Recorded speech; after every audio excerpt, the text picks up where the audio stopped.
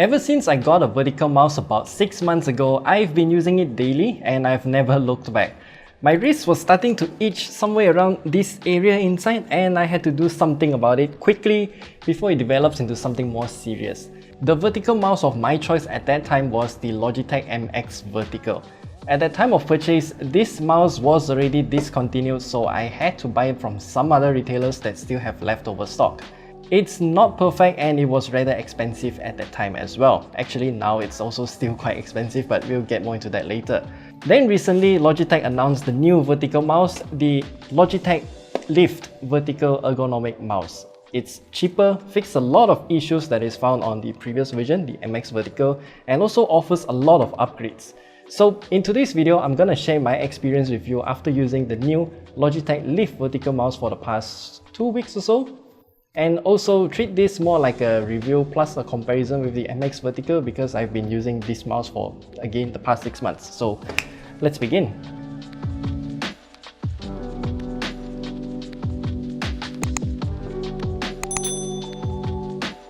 So first of all, let's unbox the mouse first. As we can see here, the box is rather simple, just like any other Logitech mouse packaging. So we can see here it's gonna be able to connect with 2 different ways, so it's either through Bluetooth or the included dongle. 24 months battery life, whisper quiet clicks, this one is something that we'll test later, and we can also customize the buttons however we want, and it's also certified and recommended by AGR, which is the, I can't read this, it's way too small, but it's supposed to fix our posture. And as we can see at the back here, it says natural handshake position for day-long comfort. And it is also a great fit for small to medium hands. We'll also get more into that later. Smart wheel, blah blah blah, all of those things. And now, to open it up, it's actually very simple. So, just pops up like this. The whole thing just comes off one cartridge like this. And here's some user manual. I'm not gonna touch this. And this thing is actually quite interesting. So we can see here the mouse is wrapped inside this piece of paper, and once we unfold its packaging, which is supposed to be a plastic wrap in many other different mouse, and we can see here we have some user manual printed directly on this piece of cardboard, so how to pair it via Bluetooth and also how to use the Logitech Bolt USB dongle. And here is the Logitech LIFT itself. Now I'm gonna leave all of these aside. Now where should we start? I think we should look at the bottom of the mouse first because there's a door here that we can pop it off like this and it's held on by magnets, so that's good. And then once we remove that door, we can see 2 different things inside. Number 1 is a double air battery compartment, and there is already 1 single battery inside because Logitech also included that as well. And then beside here we have the USB dongle itself. And this is the first interesting thing because this dongle is technically Logitech's latest technology in wireless peripherals, because this is the Logitech Bolt dongle. They are no longer using the unifying dongle that is found on the previous generation of mice, so yeah, that's something to take note of.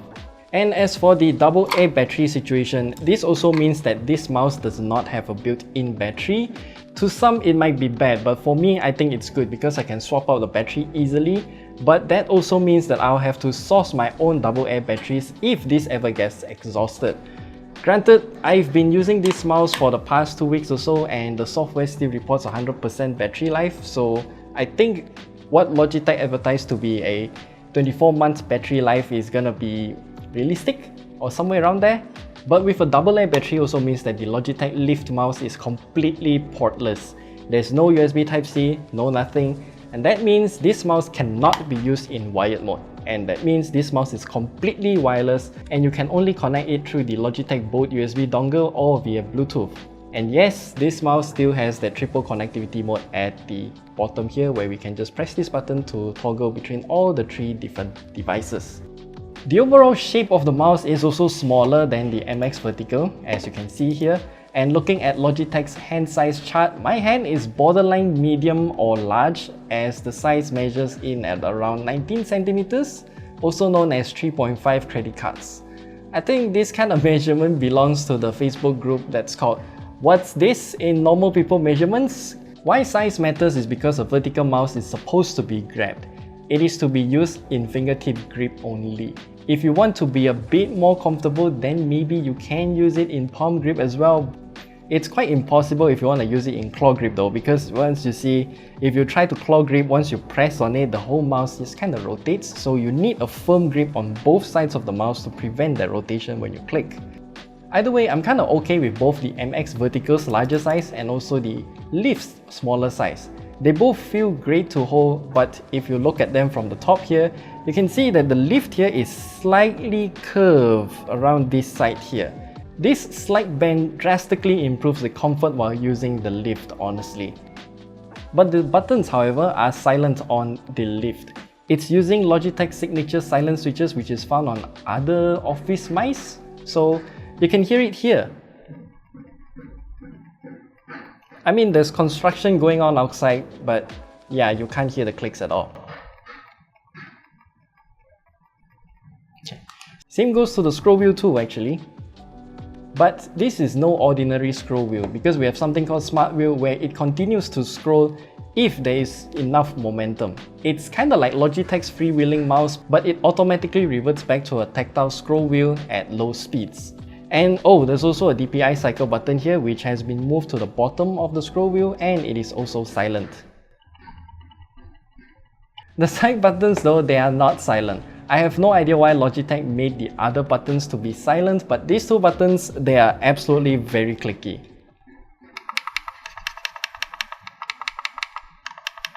Yeah. And in terms of using the mouse, the smaller size didn't actually bother me that much. I always rest my hands on the table here because this part is always touching the table for me. Even on the MX Vertical, I've been using it that way as well.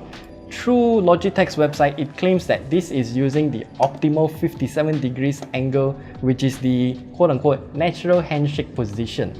Either way, I think it's comfortable to use no matter what angle you use it at, because it's kind of, you know, vertical. That's the whole idea, right? I even played Halo Infinite using the Logitech LIFT and it felt great. I managed to get a lot of headshots and I had a great time while using this mouse connected via Bluetooth too. Okay, so now let's take a look at the software. The Logitech LIFT is using the Logi Options Plus instead of the older Logitech Options app, and the interface got a Shift tool. The overall features available are nothing out of the ordinary, like how we can change each button's function, but there is no onboard memory, so we'll have to rely on the software to make sure those buttons works as how we configured it to be. Luckily, the Logi Options Plus also support cloud syncing for all of those profiles that we have. One quick complaint here though, Logitech still doesn't have a proper DPI settings option, so it's still showing up as pointer speed and the adjustment is done via percentages rather than a proper DPI value. Other than that, the Logi Options Plus works as intended, and I'll keep it up to show the battery level of the mouse, and it will also ping me when the battery level of the mouse ever drops below a certain percentage. And now it's time to talk about the price. The Logitech LIFT is actually much lower in terms of price compared to the MX Vertical when I bought it. You see, the Logitech LIFT is only officially at 299 ringgit. And I think this is a fantastic mouse and very affordable for such a high quality vertical mouse. It's also available in a total of 3 different colors, so yeah, pick whatever you like. However, I would still advise you to be cautious as the user experience is very different, so watch our video at the top right corner there where we talk about the MX Vertical after using it for like, I think at the time was about 3 months, because the whole user experience is just very different compared to a traditional horizontal mouse, should I call it that?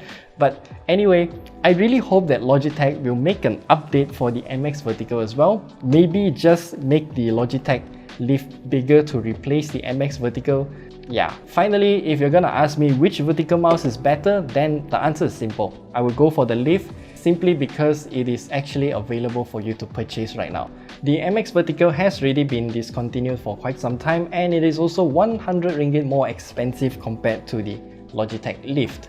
So yeah, that's it. That's all we have to share with you about the Logitech LIFT. This is a fantastic smaller size vertical mouse, and yeah, if you have any questions, leave them down in the comment section below. I really love vertical mouse now, and yeah, I'll see you guys in the next video. Goodbye.